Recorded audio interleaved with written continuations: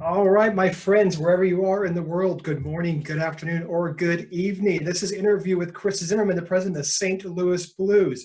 We are going to get to Chris momentarily, and he got his pre-show break, so he's got his makeup on, he's got his hair combed, he's looking good, he's in uniform. Before that begins, I need to introduce my co-facilitator. She's the managing partner of the Chapman & Co. Leadership Institute. This is Sarah Hanna. Sarah has a background in working at the company Barry Waymiller, and she and I started this consultancy group, Chapman & Co. Leadership Institute, about 5 years ago. We work with organizations to include sports teams all over the world. I'm Matt Wyatt, like my name says right there. I have a background in the U.S. military and been doing this consulting work since about 2015. As we get into the slides, I do want to just give you some quick housekeeping and general rules here. So Zoom feature a chat. Please do me a favor and send your comments, questions you might have while we're interviewing Chris and he's taking Q&A from you. Please send that to all panelists and attendees. If you have any issues, just put them in the chat room. We've got a colleague of ours, Jamie Dix, who's backstage helping us out, and she can help you with any tech issues you might have. If you have questions at any time, just put them in the Q&A, and that way it helps us triage the questions for Chris or anything else that you might have. Also, everyone's muted right now. We are recording this session, and we're going to have it available afterwards. So we'll post it on our website. This was Motley Crue in Los Angeles. Chris has a story about this later. And a recording will be posted, as I mentioned, on our website for you to share. We will be providing that and sending that directly to you. Anything else that we have that comes out, if there are resources or some slides, we'll be happy there. And Jamie did remind me in the chat that she can help with most tech issues, not all of them. As I mentioned, we're a consultancy. This is not a sales pitch. I'm just letting you know the work that we do, everything from assessing individual leaders and organizations to leadership development, training courses such as diversity and inclusion, all the way to safety and everything performance-minded. And we do workshops, keynotes, and some consulting. Enough, though, of us because it is not about us. Sarah, we're going to get some information from the group. Over to you. All right. One of the things that we really enjoy doing is making sure that we know who's out there listening. And I promise you, we haven't just lost Chris. I promise you he's coming back. So the way that we're going to do that is through a tool called Mentimeter, which you guys have already figured out for the most part. But I'm going to ask that you grab your smartphone, smart device, which is the easiest way to do it, or open a second browser on your computer. Go to menti.com, menti.com. and enter the code 1128. And we gave you just an opinion question to start. Who is the greatest athlete of all time? And so we thought about asking who your favorite sports team is, but then we know we have a lot of sports teams out there and we're all going to pick our own. So we thought it'd just be interesting to find out what people's thoughts are on this question. So Michael Jordan seems to be winning out the race, and some votes in the chat for the program Last Dance. So for you Michael Jordan fans who haven't seen it. Which is a great document. I just want a special credit goes to whoever put in Jackie Chan, who is a fantastic action kind of actor and kung fu guy. So good call on that one. So great. And for the person who put in my father, I kind of want to know who your dad is. All right, a couple of questions a little bit more germane to our topic of the day. The first is, what organization or team do you work for? So we'd love to know who's out there. And if you could just put in your company name, if you are affiliated with a sports team, you can go ahead and put on that. And a few great St. Louis companies coming in, HR Green and Rawlings. I'm certainly friends of ours, are friends of the 49ers. So this is a mashup of hockey and football. Yep, and welcome to Hutton Construction out in Kansas. And just so you know, if you cannot get into Menti, just put whatever response you'd like, put it in the chat, and Jamie will be able to put that in and help you out. Our friends at American Airlines, look, I've even got an airplane here, product placement, and the Blues. We're working it here, people. We're doing it. All right.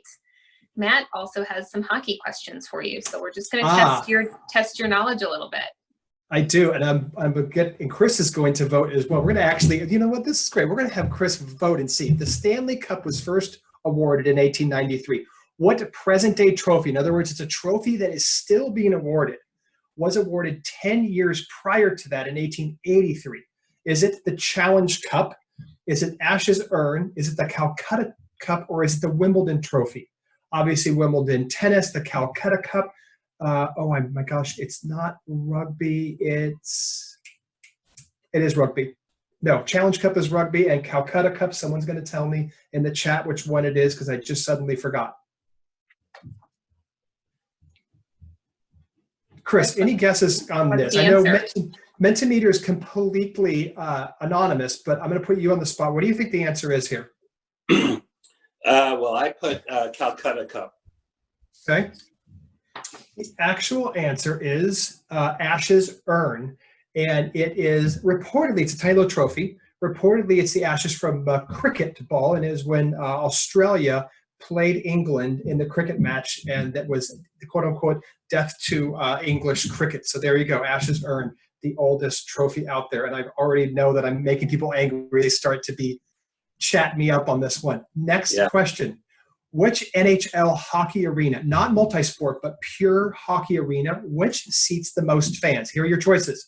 The Bell Center in Montreal, Scotiabank Saddledome, which is really fun to say, in Calgary, Little Caesars Arena in Detroit, or Canadian Tire Center in Ottawa. And I do have to admit, if you call it the Canadian Tire Center, like it seems like you're messing with your fan base. Like, am I going there for tires? Am I going there for actual hockey? And this is a very smart group. You are correct. The Bell Center, Montreal. I believe it's 21,000, somewhere right around that number. And I know if we have someone from Tampa, you're telling me, hold on, the Thunderdome, it seats more. Yes, I know, but you play other things there, and that's why I said multi-sport, okay? All right, Sarah, last one. All right, our final question for you all in Mentimeter is a little bit more about the current times and your opinion for the future outlook for your organizations, whatever organization that is for you.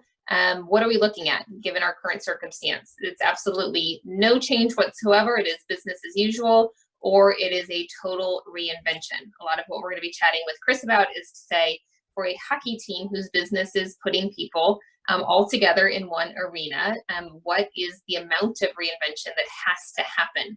And so some things can stay the same and some things have to be really drastically different. So we thought it'd be an interesting question to ask you all what your perspective on this is. And so you can see the standard distribution that's building behind. And so one thing we can see is we don't all agree. We're all probably in a different boat. For some of us, we can continue on per usual. And for some of us, it is a complete kind of an about face, a 180. It's a reinvention of the work that we do. So you can see how those votes came out.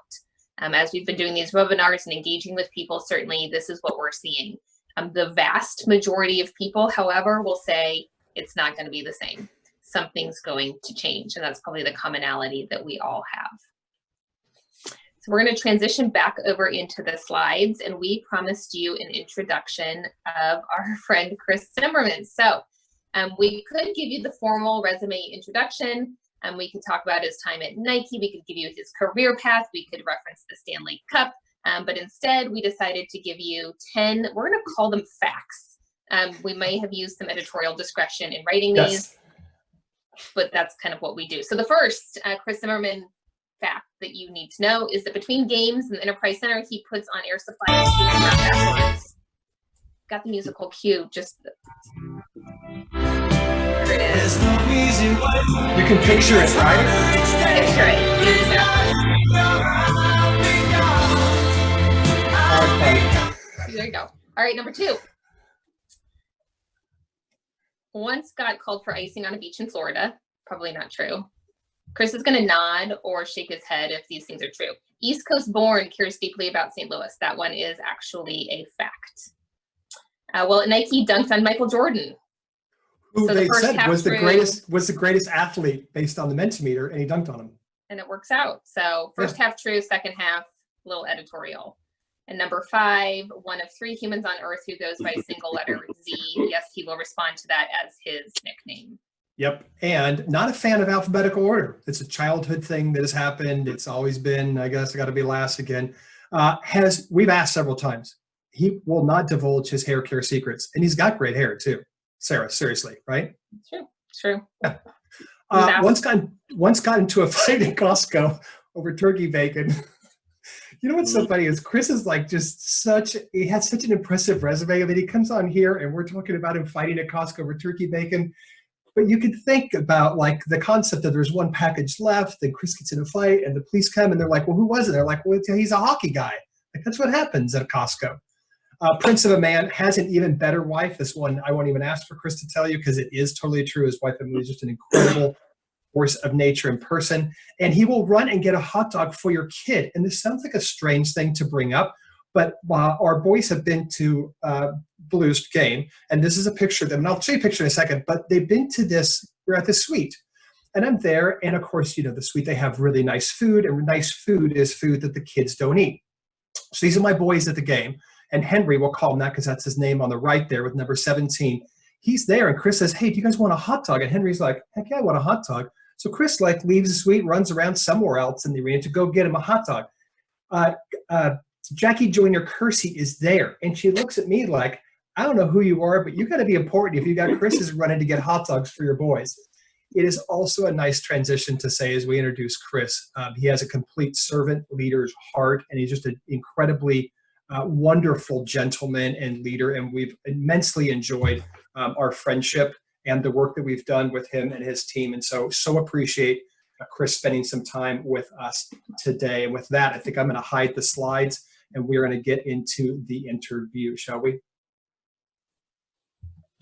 All right, Chris, anything to say now that we've kind of quasi-intro and roasted you? Yeah, that's a lot of pressure. Plus seeing all the people who are listening, it's actually easier if you don't tell me that. So now I'm like, oh my gosh, like I could screw up, and it's going out across all those people. several major league sports. So yes. Yeah. The good news is that everyone right now is thinking about, what does he use in his hair? Okay, we redirected for you, so you're welcome. Yeah, you're fine. Why don't we begin? And I'm asking the first question. Is that right? That's correct.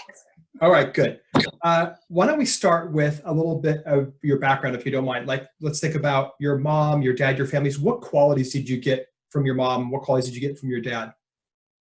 Yeah, so a couple of things. My dad is one of these people who left school during the Depression in the 30s so that he could support his family. He was the only boy. He had 4 sisters in his family. So he never finished high school, didn't finish college, but was sort of this self-educated business person who just had a huge heart, and went on to have a very successful career in retail, managing a public company. And so, you know, from my dad, I got 2 things, just, you know, a certain work ethic, but then just this amazing sense of compassion for others, really a bar that I've always held up quite high. My mom was, she also grew up in New York City, and I guess you would say since late 50s, she was a full-time professional working in PR, marketing, and actually my favorite story about my mom, so I'm the youngest of 3.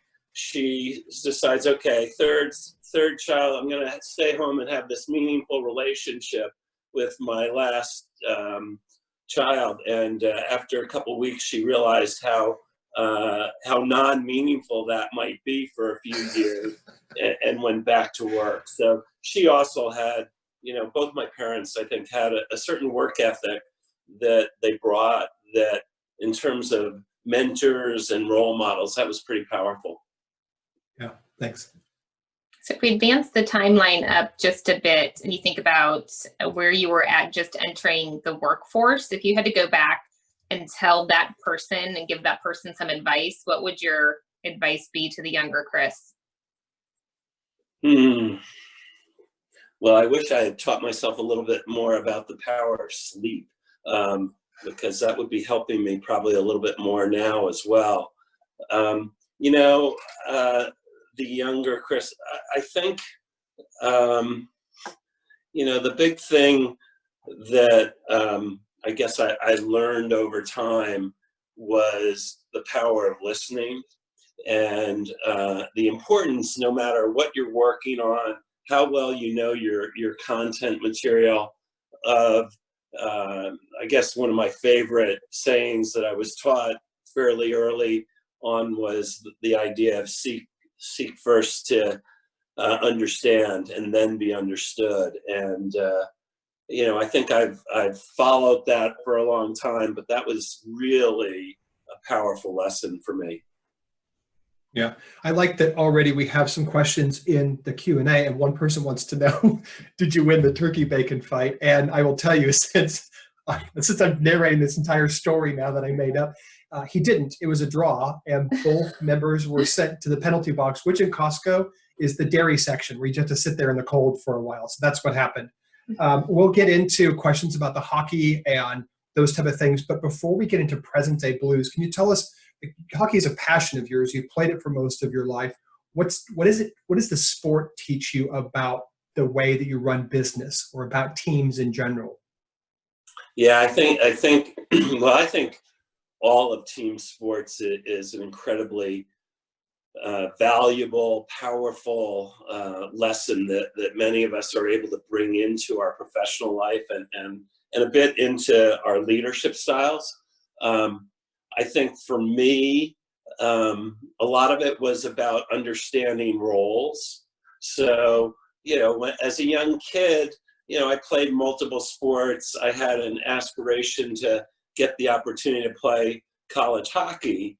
And, I sort of had a progression of, I was a big star. I was the go-to goal scorer. But really, once I got to college, I was the third line grinder who had to outwork other people and to make sure that I was going to get to be able to be in the lineup for 4 years. And so I think even as I look at, professional teams, that whole sense of people checking their ego and understanding that their worth, their value, their contribution is important, and that the great teams, the great businesses are the ones that are able to align people and to get people to understand how their different roles and how what they do best can contribute to making an organization or a team great.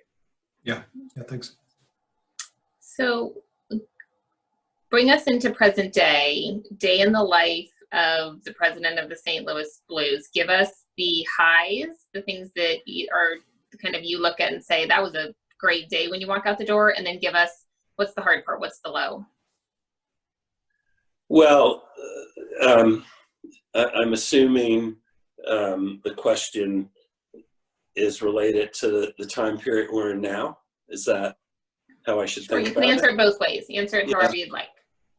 Yeah, well, obviously, this time period, which it's kind of hard to imagine that it's really just over 2 months that since we went to a mobile-only office, essentially had shut down the business.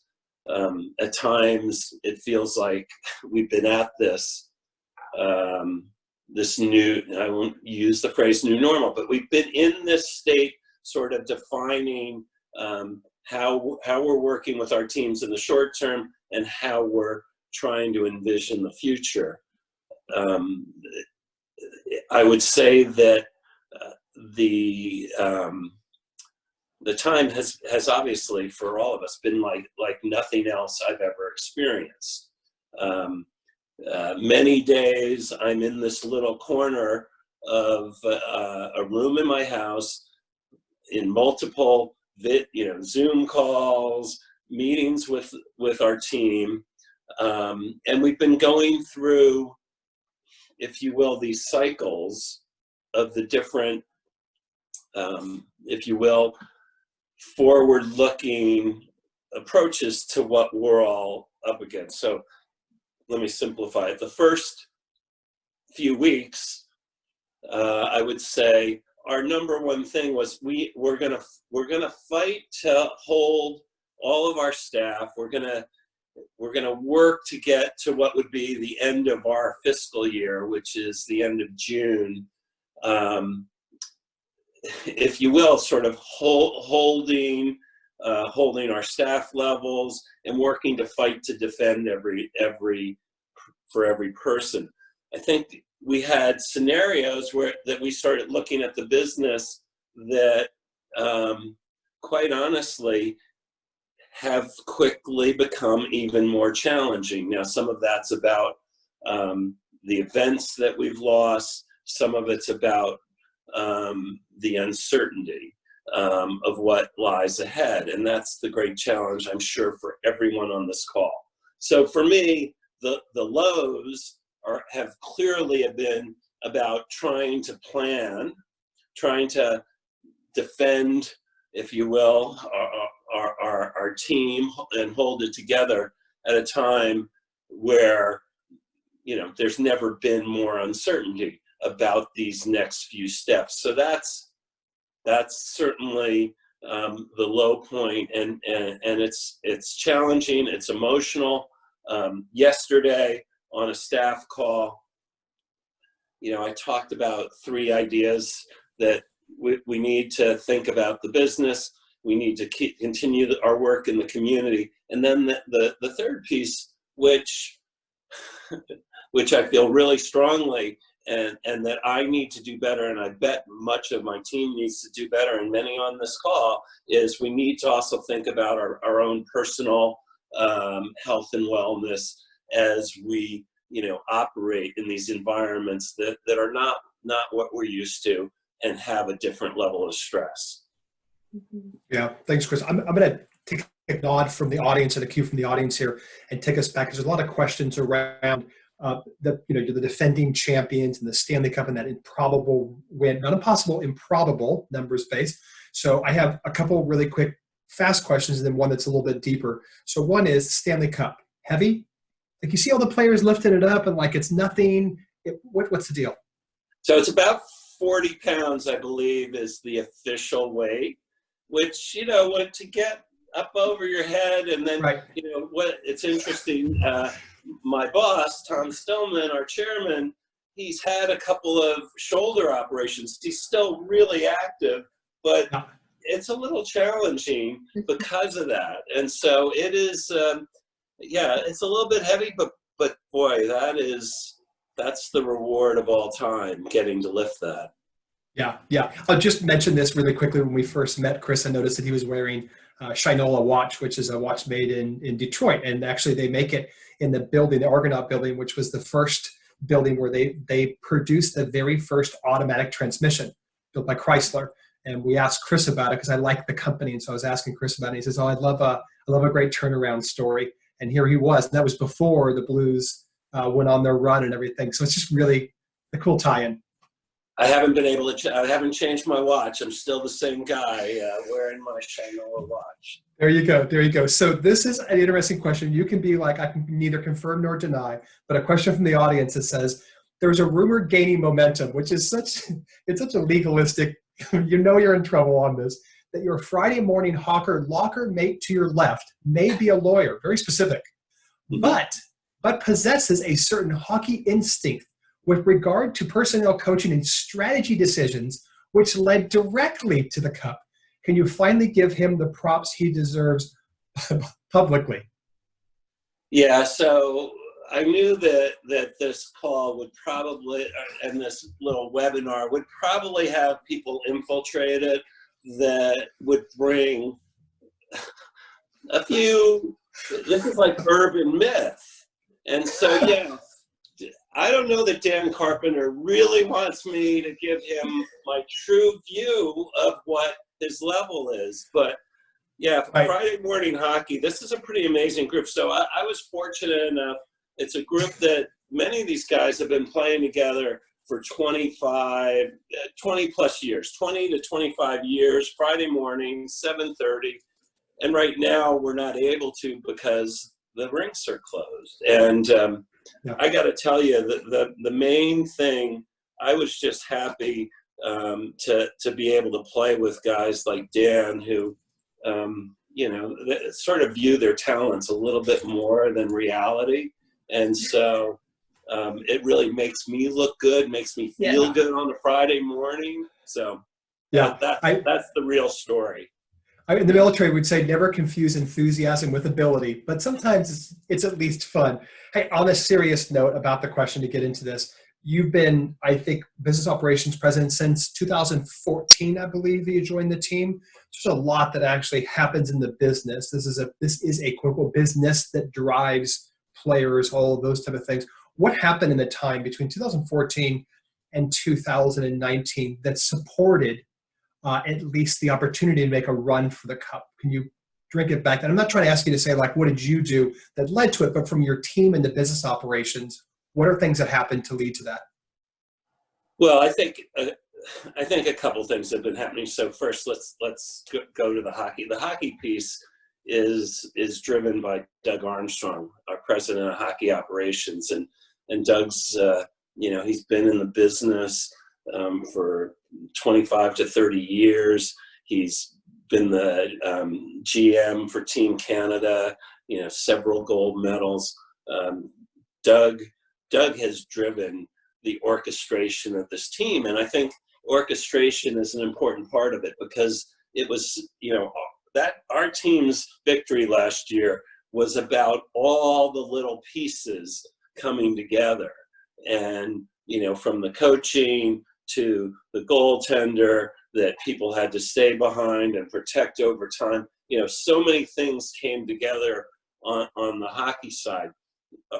The business side, our role is a couple things. One is to, most importantly, to be able to have the resources to compete with bigger markets, stronger teams, all of those elements. And I think what we've done over really since Tom Stillman and his group took over in 2012, so a couple of years before I came, there's been a progress each year about the strength of our sponsorship commitments and partnerships, what we're doing in the community. I think one of the things that we've really taken on since I've gotten here is, what are we doing to build the future of playing hockey in St. Louis? And there it's been around how we've worked to develop rinks and to build the new facilities. So I think that we have certainly gained on almost every metric over this time period. And so really, if anything, we were well positioned to take advantage of the tailwind that you get from a championship. I think you have to come at every year in the sports business recognizing that you've got to create as much strength, as much energy as possible, no matter whether that team is down at the bottom or up on the top. And to me, the strength that happens on the field or on the ice, that's all about a tailwind that just makes the other elements of what you've put in place that much stronger. Got a few questions coming in, and certainly this is a leadership webinar. We're a leadership institute, and people kind of commenting on what are the leadership attributes that you saw occur in the coaching change, but then also what were the things that you had to do from a leadership standpoint for the front office to say, as all of these things started to evolve and materialize, how does your leadership have to change so that your team can support everything that's going on? So if you could quantify that down into 2 or 3 things that you said were essential during that time on the ice, and then also behind the scenes. So I'll speak to the behind the scenes. I think that in my view, when I arrived in 14, I would say we were in the early stages of an evolution. Probably importantly, we still, as a business, I'll use the phrase, we were more playing defense than we were on the offense. And part of that was a history of a lack of resources. And so you have an entity that is operating, I'll say, sort of just to get by, versus leaning into new opportunities, versus thinking about how we're going to innovate, how we're really going to change how we're doing things. And so for me, a lot of the change work that needed to happen has been a process over several years of building a culture that's all about, how we innovate, how we embrace our community, and I think step forward and play on offense. As far as the team, I think the number one leadership element that Craig Berube was able to bring was a level of respect that there was going to be one view of how we were going to play as a team, that people, goes back to, we're going to understand their roles and would be willing to take on a role that might be different than their ideal for the strength of the team. We, in the 4 rounds of playoffs that we had home ice in only one of those, so arguably that's the only round where we might have been the favorite. And we were a team that because of the respect for the coach and then the belief that he was able to develop in the group as a whole, those things, I think, were really what created the magic that led to us winning the cup. It's interesting thinking about right now, and as people gravitate around the Blues and bringing community together, and now not exactly possible, but just starting to think about doing that now. Like, what does the future look like? So just from your perspective, not just hockey, but sports in general, as we start to come back through here, what role do you think they have to play in overall society right now? I think one thing people have talked about a lot is, man, ESPN, it was my go-to, like, this is how I got my cultural news of the day, and now it's gone. So as it comes back, what do you think about sports' role in society today? Well, I think there are a couple different things. So first, I think that sport, at a time where there are lots of elements of what we're all dealing with that end up being very partisan. And at times political, people go to their extremes. Sports, I think sports and music, which is sort of the other key business we're in terms of our events and our entertainment and concerts, those are really 2 of the global languages that unite people. And so first and foremost, I hope in the past, and I hope even more in the future, both that we recognize that role, we recognize the power of that, and that we're able to utilize, our platform to do that.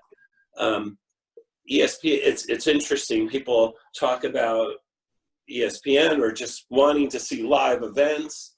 I think that for a lot of people, there's a sense of escape from everything else that they do, and that we provide a sense of, I think often when we're at our best, we provide a sense of joy and certainly a sense of hope in terms of being a fan and being a supporter. But also, really importantly, on the local level, is recognizing that we have this ability to bring communities together. And so if we're not focused on the team and our fans, the other thing we're focused on is how we're connecting and supporting the community.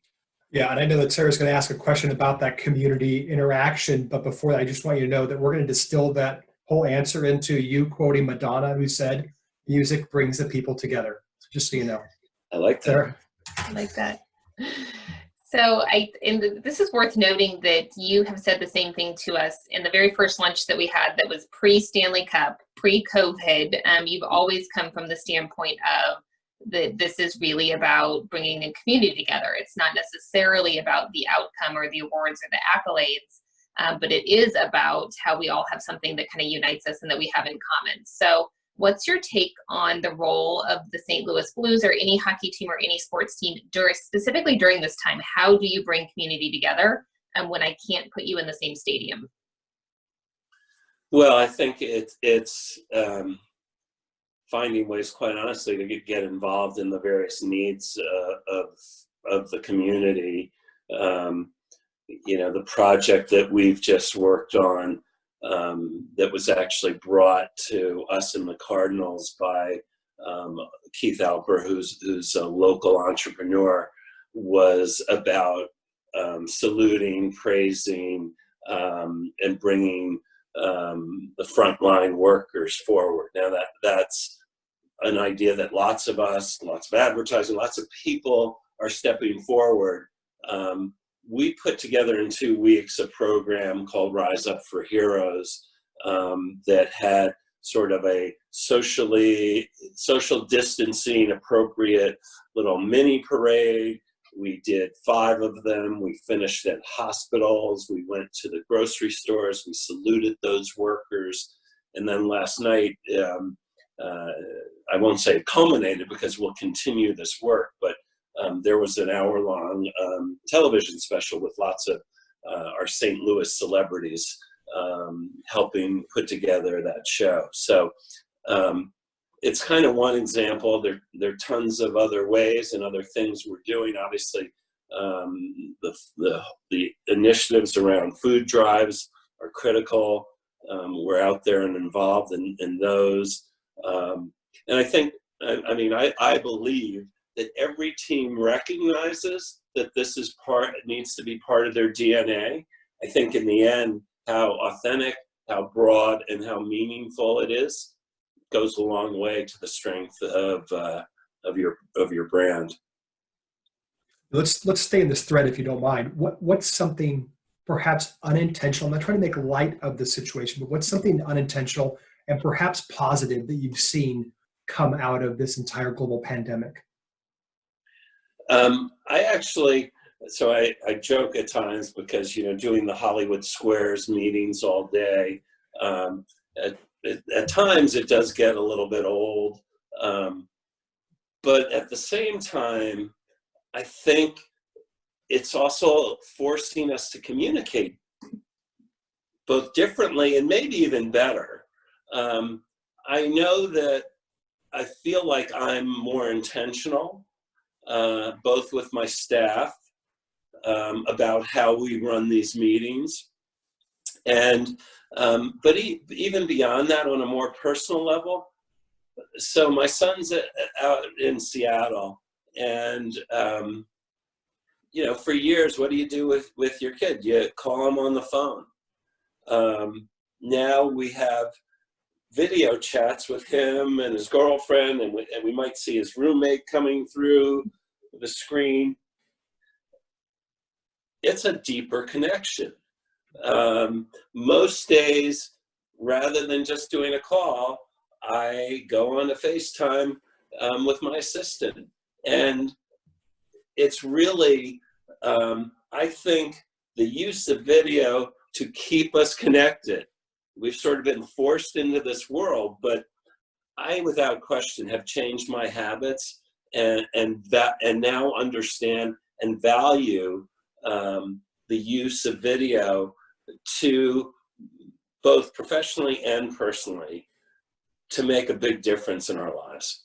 Yeah, it's interesting when social distancing is the norm, how much at times connected intentionally we start to become. Yeah. Well, I think actually one of my favorite quotes that somebody made early on was, it's actually not social distancing because we're using tons of social connection. It's physical distancing. Yep. Right. Yeah. Yeah. So I know that, and lots of questions coming in, which you knew would happen. And so acknowledging that. Any more from Carpenter, don't let his in. No, we're not. We've already weeded him out. It's not happening. Sorry, Dan. But people do want to know, what is the future of sports? So from the range of things, very specifically, will it be hockey? To can an NHL team play without fans, given its particular monetary, kind of how it makes money or what the monetary model is? So can you just address what the current thinking is around and even if it's just, here are the options that are being considered? Yeah, so the National Hockey League, like essentially every other major sports organization from, you know, NFL, MLB. We're all, I think, our sports are different, the size of our crowds, inside, outside. There are lots of differences, but really, in the end, we're all trying to determine, is there a safe way for us to conduct our competition and get back to play?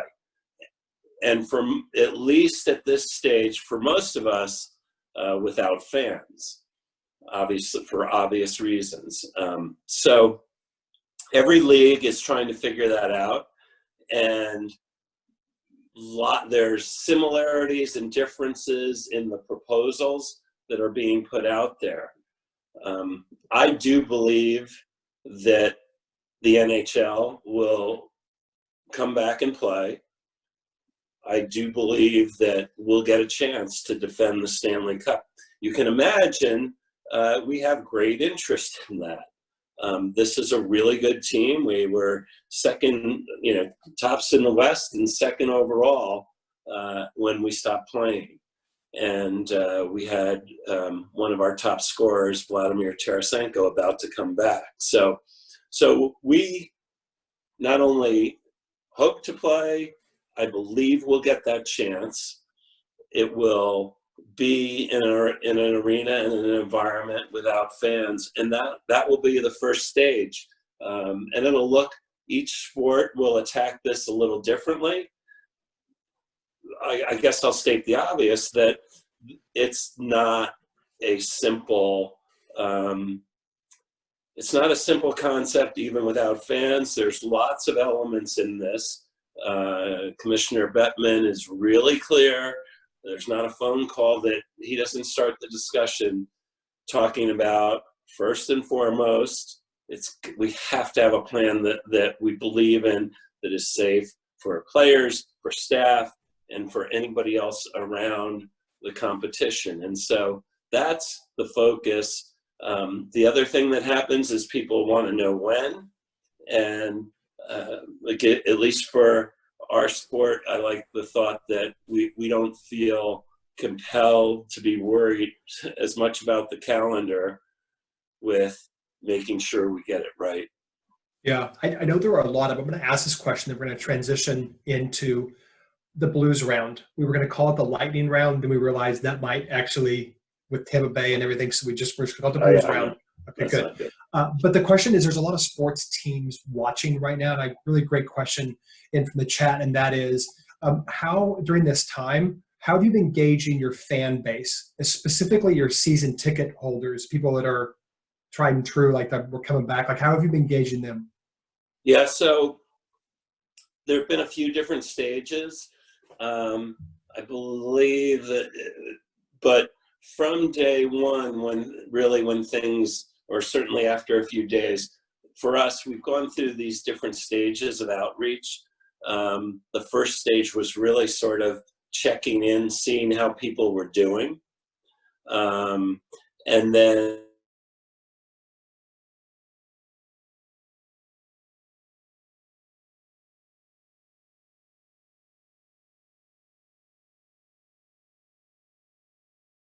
of our renewals, but we've continued throughout this time period to keep both informing, and that's an interesting word when, similar to my last answer, what we do each day is we go through and give people an update on what we believe the most likely scenarios are. Yeah, and just to distill that down, I think it's really interesting. You mentioned the first thing we did was we check on people. Right before I get into business, I'm going to ask, how are you doing? And then it's a really steady drumbeat of almost over communication. I just want you to know what's going on constantly, because without it, I'm going to make the story line up, right? Really good. Sarah, yeah. Blues round? All right, let's do a Blues round. I can't believe I supported that joke that you made.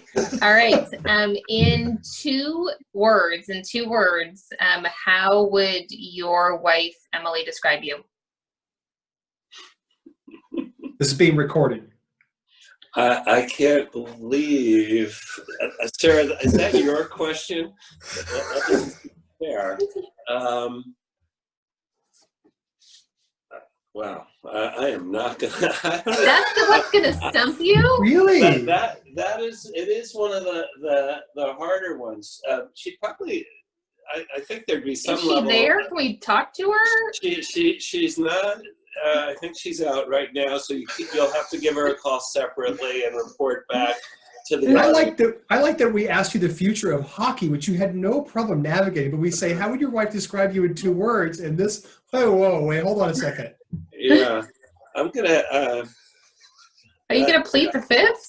You definitely stumped me. Let's move on. Next question. Okay. At the end, maybe you'll come up with one. The single most memorable thing you did with your time with the Cup. What's the one thing you did with it over the summer that was most memorable? Well, that one's easy. So, my daughter, Kate, got married down in Kentucky, September 1st. So all 52 people who have their name on the cup get a chance to have it for a day. And so not on her wedding day, but the day before at the welcome party, where for a family that's lived in Vancouver, LA, Boston, we've been all over. And so many family and friends were there for her wedding. And so we had the Stanley Cup at my daughter's welcome party. So that was really, really special. That's a good one. All right, favorite book? Everybody Matters by Bob Chapman. Available on Amazon. Available on Amazon and all your local bookstores. Yeah. It would be so much more sellable if you actually had it as a. And didn't laugh or smile. Look at this product placement. I always. Former marketing for Nike. What do you expect? Right. Okay, favorite book besides Everybody Matters? Well, I'll go to a business one just because it does stand out for me, and I've been talking a lot about it. And it's Simon Sinek, Start With Why, which I know you guys are also connected with him in a meaningful way in terms of a lot of what goes on in that book. But I do think across so many businesses, the power of that thought of thinking about your business strategically, not about what you're doing, but why you're doing it. And that, quite honestly, for me, it's a business book, but it's really a life book as well. We're actually going to close out by talking about that a little bit. So it was a perfect tee up. A couple quick ones. Favorite food location in the Enterprise Center? Favorite food location? And not food in the suite. Like it's the nachos, the hot dogs, the Dippin' Dots. What do you go for? I have 2. So Lion's Choice and High Point. Very nice. Love them both. All right. Favorite sport, not hockey. Besides hockey, favorite sport? Got participation at this point in life. It's golf. But the other thing I would say is I love the Olympics as an event. Really sorry that they're pushed out, although that was the right decision. But I love the Olympics. And for your greatest athlete, I think I submitted it late. My choice was Jackie Joyner-Kersee. Just fantastic, St. Louisan. Last one, if you had to have or could have dinner with somebody today, current living, and you could pick anybody that you want, who would it be? My wife. Well, you've got some questions to ask her. Yeah, I mean, I've got to get through that. Right now, probably because I massively admire the way he's leading. It would be Governor Cuomo. Yeah, that'd be an interesting. I think I've just forget about wherever people are. Anybody who doesn't respect the way he has handled, the most challenging hot spot in the world. I've been amazed by his authenticity and compassion. I really believe that those are critical traits, particularly when we're talking about people's lives. And he's brought that like nobody else. Answer. All right. As we transition back over into the slides, Chris did not know this, but we wanted to end on a note giving you all kind of a concept, a thing that you can do, and it directly ties to this idea of why you do things is more important than what you do. Yeah, so Chris mentioned the Simon Sinek and the why, and of course, obviously, Simon didn't invent purpose, but the idea behind purpose inspires people. So we use this term a little loosely, inspire, but it literally means to fill someone with the urge or ability to feel or do something, from the Latin root to breathe life into.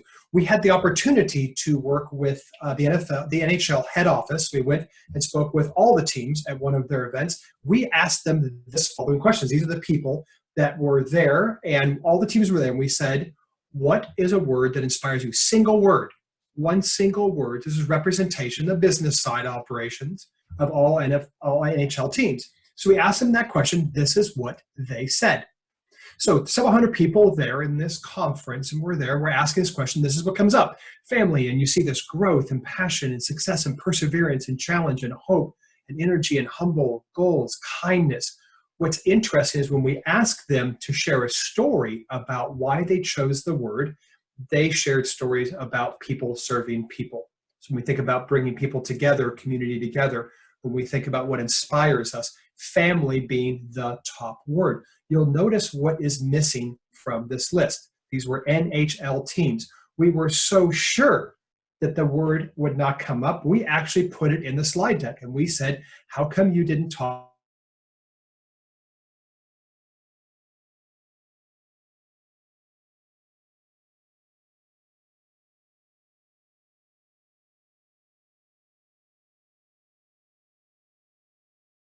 for that? And it probably inspires me, but what really inspires me in the questions that you all asked and what Chris talked about was how the team worked together to achieve this was so important. And so when we think about purpose or why we actually do what we do, this is an outcome, it is a metric. When we think about what inspires us, it's people serving each other.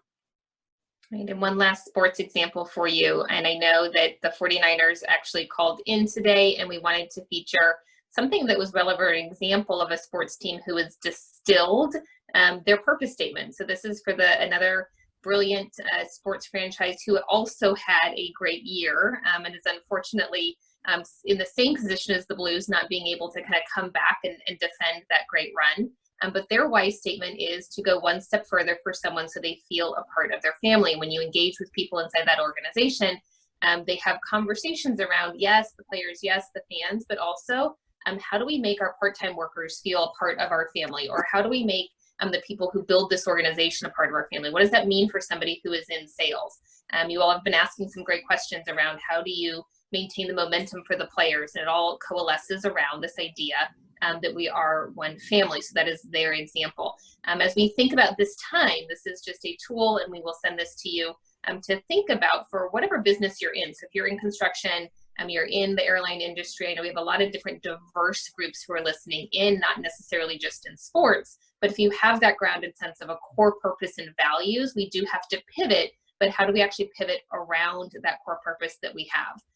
And so are we asking these are difficult questions, but there are 5 questions that are really critical to ask. What is the vision? What is the world still going to look like when we are successful? What does that look like as a business in 3 to 5 years? How are we going to break through this year? And what are the must-do, can't-fail initiatives that allow us to achieve that vision that we have? And then how do we align the resources? From our standpoint, really keeping in mind that the purpose, and for the Blues, it certainly has something to do with community, doesn't change. It just might look a little bit different as we all continue to navigate the current time. All right, so how about some feedback? The first piece of feedback, I'm going to bring us back into Menti. So you got a chance to listen to Chris Zimmerman for a little bit. What are you going to do differently? What have you learned, or what are you going to do differently as a result of this interview webinar? So if you don't mind, and this is not to us, we have over 100 people who put on this webinar, so it's the ability for you all to share. What did you take from this that you're going to do? Besides, I'm going to think of the 2 words, how my spouse would describe me, and have that at the ready if you are ever interviewed by us. besides that, what are some things you're going to do? And I know it takes a little bit of time. Listen to my wife. There's a smart person. I know it takes a little bit of time to put in there, but if you don't mind putting those in, because that way you all can see what each other is. And if you have issues going in there, just let Jamie know in the chat and she'll put those in for you. And if you got logged out, the code, it's menti.com, and the code is 1128. As you all put those in, we will download this into a PDF. We will send those to everyone that's on this or who registered for it. We'll get that out to you tomorrow. Read Start With Why. Simon Sinek is publisher. Thank you very much. Increase your communication. Absolutely. Think about creating culture to expand through success. Good one. Similarities between the businesses. Yeah, absolutely. And becoming more like family. Yeah, the 49ers have really done really well. They've made, it's not just they say it, they make decisions based on that. The family that is the fans, the family that are the people that are in the suites, but also the family that parks their cars, the first person that they come in contact with. They escalate and move that culture part of it out. Please do me a favor and keep putting those in. We'll download those and send those off to everyone. I'm going to go ahead, and the last part here is just a quick poll. This is a poll question for the actual webinar, so it's just 4 really short questions that I've just put up and for your ability. And Sarah, you're on mute if you're telling me that it is not up yet. Is that poll question up? Yes, it is. Okay, that poll question is up. You have a chance just to answer a few questions there about how this went for you all, and that would be very appreciated if you just give us some quick feedback on that one. We mentioned this part, we're Chapman & Co., we're a consultancy. Here's what we have coming up. We're not selling you anything. All of this is 100% free and available. If you go to ccoleadership.com/resources, you can see any of this stuff. It's not gated content. You don't have to give us information. It's just there for you to use. That's my email. That's Sarah's email. We are running a new series coming up. We actually marketed it around sports. It's called Replay, Rapidly Adapt to the Changing Game. And you have 5 series that we're running. You can see the dates and times there. These are all at 1 p.m. on a Tuesday.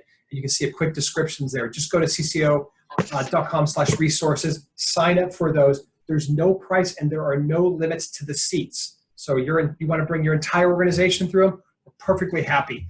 And so that would be appreciated, and we just want to be out there to serve you.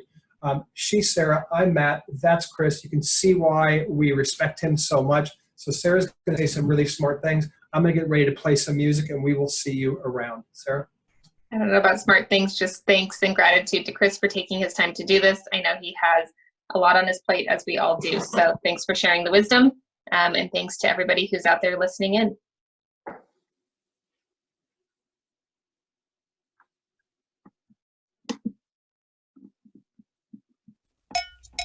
Take a little trip